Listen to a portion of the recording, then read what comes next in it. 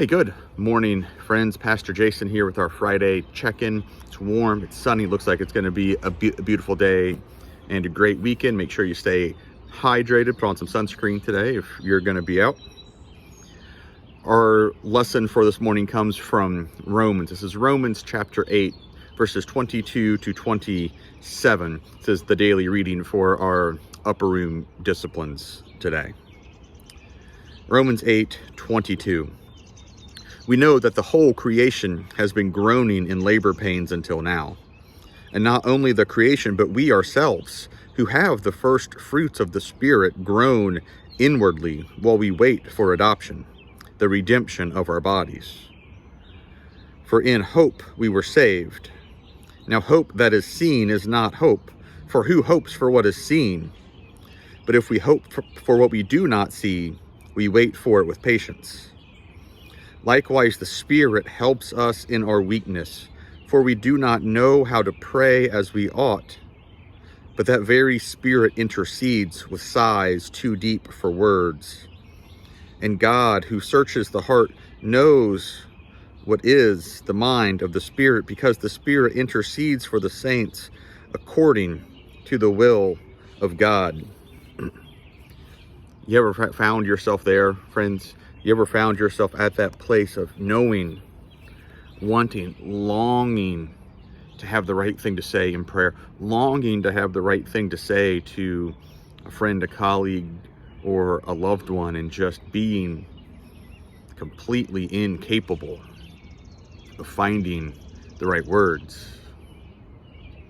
I think Paul offers a bit of encouragement that in those moments, those who are filled with the Spirit are able to tap into the Spirit to let God really speak through us in ways that we may not understand. It might just be a wordless kind of sigh or groan or grumble or a sound. It could be a hand on the shoulder, taking someone else's hand in yours, that the Spirit kind of just directs you to go do in that time. When we're connected to the Spirit, when we're filled with the Spirit, we become a vessel for the Spirit to work through at all times, in all places, in all circumstances. Meaning that there's never a situation that will arise that we're truly unprepared for. We might not be aware of it. But the Spirit that fills us is not limited by our human limits and limitations. And it may not always make sense. The writer of the devotional that goes along with today has this to offer for us to think about. All too often, our minds become clouded with endless questions and confusing responses. Our attempts to reach self-perfection come to naught. Now is the time to descend from the distractions of a busy mind to the longings of a faithful heart. Here we ponder the unique communal call that God intended for us from the beginning. Now is the time to descend from the distractions of a busy mind to the longings of a faithful heart. I invite you to take just a couple moments to be still and to try to be quiet if that's possible for you today.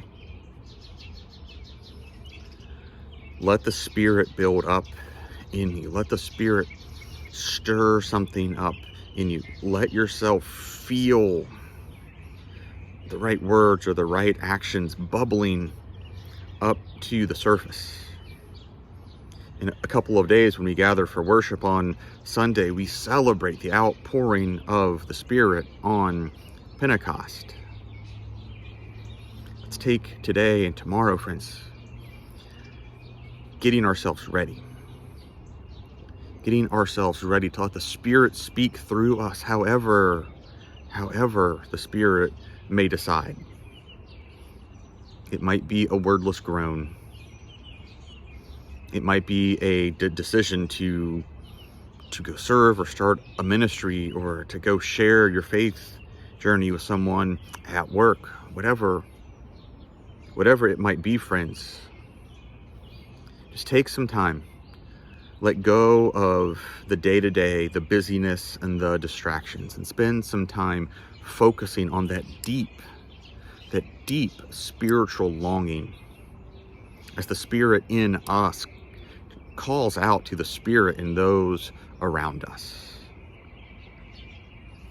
Let's continue to make ourselves ready this day as we prepare for this weekend. Hey, have a wonderful day, friends. Be safe and be well. Remember just how much that you are loved.